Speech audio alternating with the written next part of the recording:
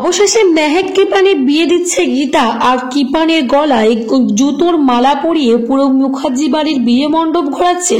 বিস্তারিত জানতে ভিডিওটা না কেটে পুরোটা দিতে থাকুন। গীতা তো অঙ্কিতকে ফোন করে জানিয়ে দিচ্ছে যে 5ই টপকে মুখার্জি বাড়িতে ঢুকতে হবে। মেহেককে পেতে গেলে এইটুকু স্যাক্রিফাইস তাকে করতেই হবে।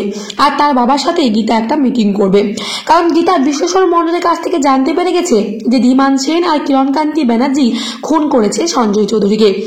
অগ্নিজিৎ মুখার্জি কোনো দোষী নয়, সেজন্যই তো গীতা এতটা সাহস পাচ্ছে যে কৃপানের সাথে নয়, অঙ্কিতের সাথেই সরাসরি বিয়ে হবে মেহেকের। কৃপান তো প্ল্যান করছে গীতাকে বিয়ের দিনে শেষ করবে, কিন্তু গীতা তো তার আগে সমস্ত বন্দোবস্ত করে রেখেছে।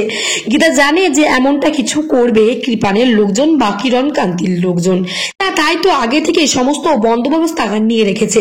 তারপরে দেখতে দেখতে চলে আসে মেহেকের আর কৃপানের বিয়ের দিন, আর সেই দিনই গীতা বিশ্লেষণ মণ্ডলকে নিয়ে চলে আসে বিয়ের মণ্ডপে।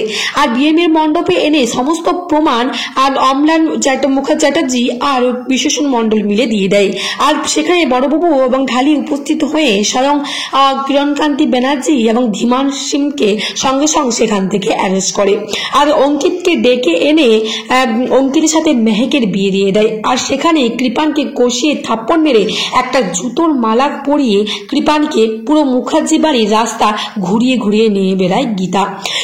আর কৃপান তো শেষমেশ কাঁদতে থাকে আর বলে, তুই আমার এমন অবস্থা করলি গীতা, তোকে আমি ছাড়বো না।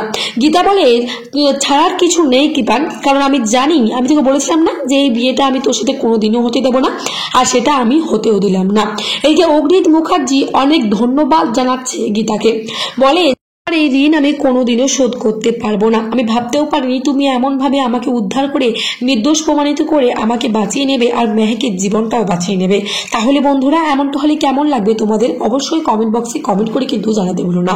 আর ভিডিওটা এই পর্যন্তই নিয়ে আসি গীতা LLB সিরিয়ালের আগামী এবং নেক্সট আপডেট নিয়ে।